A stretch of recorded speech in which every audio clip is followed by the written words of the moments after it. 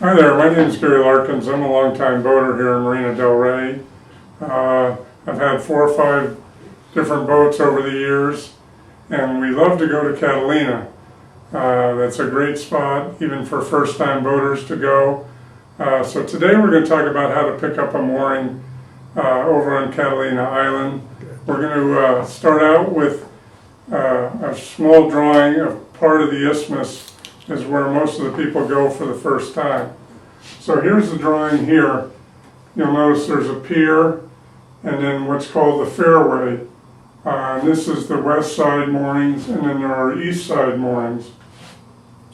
So what you want to do when you're coming in is you want to drop your sails and have your motor running and be out here, and you're going to call on channel 9 to the Harbor Patrol. You're going to say, Isthmus Harbor Patrol, this is the vessel Rum Runner. I'm a 49-foot sailboat looking for a mooring for 2 or 3 nights. Say if you're going to stay 3 nights, I'm looking for a mooring for 3 nights. They'll come back on the radio and say, stand by, we need your documentation or your CF number. It's a good idea to have your CF number or documentation at your helm. A lot of people forget it and they have to go down below and scramble to find it. It's helpful if you have that when you call in. So then they'll come back. There'll either be a Harbor Patrol boat out here that'll collect your money and tell you which mooring to go to, or they'll just say, okay, we're going to assign you mooring B2. So if you're new at this and you think you need help, tell them. They're more than glad to give you a hand getting on the mooring. So once you've got all that out of the way and they've assigned you the mooring, say B2, you now enter the fairway. Now, if there's no wind or very little wind, you can turn right in at the row, the B row, and come in and pick a mooring. But you'll have a lot going on when you do that. So I suggest you come in a row earlier and come in and go between any boats or moorings that are here and then come into the mooring. Now here we have wind coming from the port side. So if there's no boat next to your mooring, B2, what you want to do is turn so you're headed into the wind when you pick up the mooring. Now if there's a boat here, you're going to have to come kind of straight in like this. And if it's real windy, you may want them to stand by to give you a hand, because you want to come in as slow as possible and come to a stop.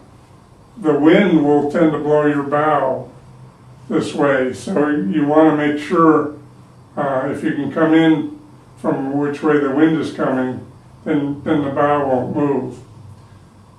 So that's kind of how the mooring field is laid out and how you come in to get a mooring. Next, we're going to show you what the mooring looks like.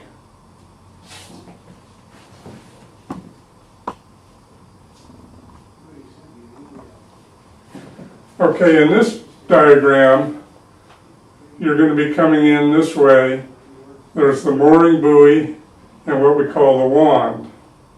So you're going to pull up to the wand. You need someone on the foredeck to help in picking up the wand. Now the person on the foredeck should not stand right in the center, because you're driving the boat, you can't see the wand. So they should stand either port or starboard a few feet back from the bow. So what you're going to do is you're going to pull up, and at the helm you're going to pull up and try to stop right at the wand, put the boat in neutral, leaving the engine running. And the person on the foredeck is going to pull the wand out of the water, and there's a line connected to the wand that goes to this larger line with a bow hawser or loop. You're going to put that loop onto the foredeck. Then you're going to grab what we call the sand line, which is a line also tied to the bow hawser that has weights on it. So once you get this on the foredeck, what you want to do is have the person on the bow stand there and make sure this stays on the bow. Some people, when they start to pull the sand line, will actually pull the bow houser off the cleat. What you do is you pull this up and then you turn around and start walking backwards towards the stern. Now I'm going to show you a little more. So the sand line is down with another stern houser connected to that. So now I'm going to go and show you a little more on the next drawing.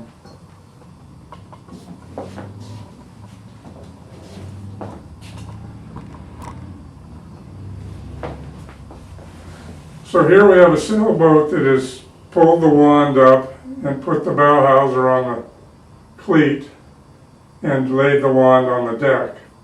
So then the sand line, which runs down to the bottom, comes up to the stern cleat. So when you grab the line here and you walk down the deck, you want to face the stern and start pulling the line from this direction and not the bow direction.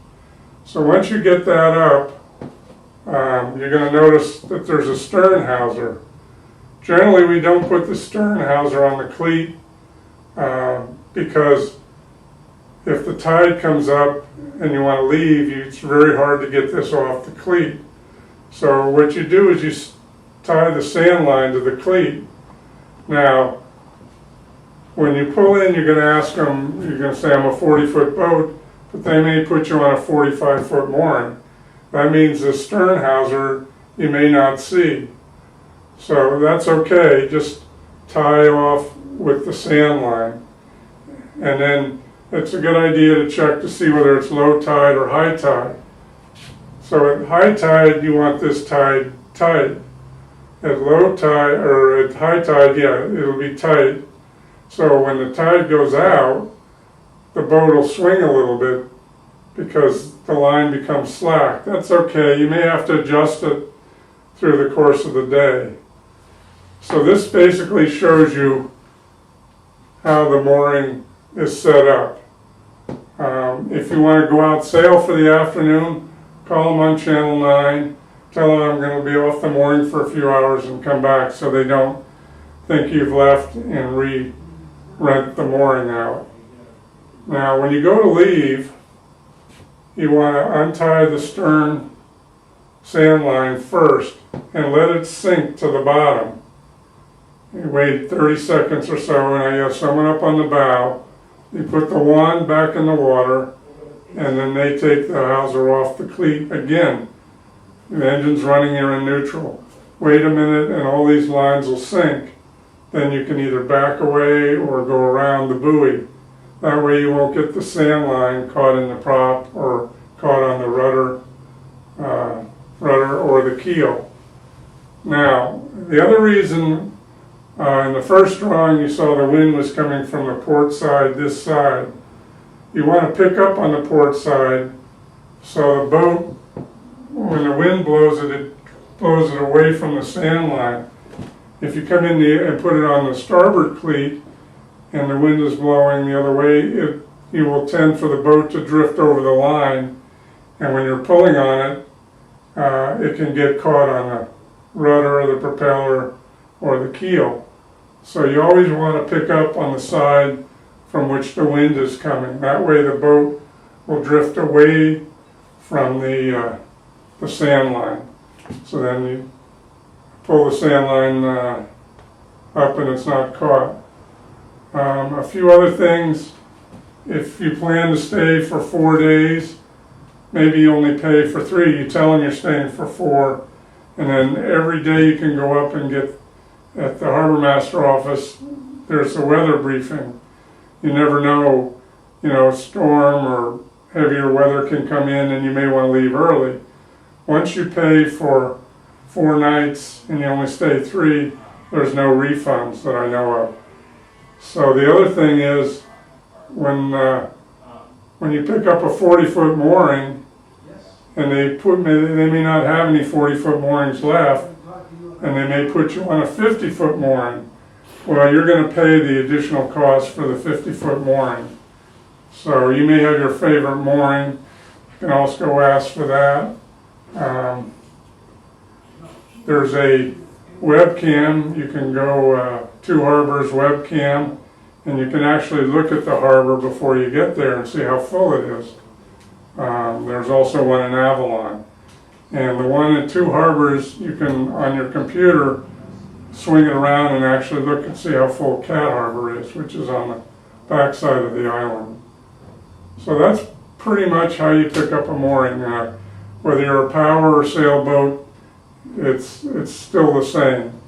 So you have the buoy, your bow hawser, wand, your sand line, your stern hawser, and stern cleat. This is kind of the basics of how you pick up a mooring over at Catalina Island. It's a great place to go. Your boat is secure on the mooring. You can go ashore and not worry about your boat coming loose. You can also anchor out, but the water is very deep and you need a lot of line and tackle, and they want you to leave someone on the boat at all times in case the anchor starts to drag. On a mooring, you're safe and secure, and if any bad weather comes in, the Harbor Patrol is on duty 24 hours a day, and they will come and tell you and maybe ask you to leave. I've only had that happen once in 30 years, or maybe twice. So that kind of explains the mooring setup at Catalina Island. Thank you, and happy boating.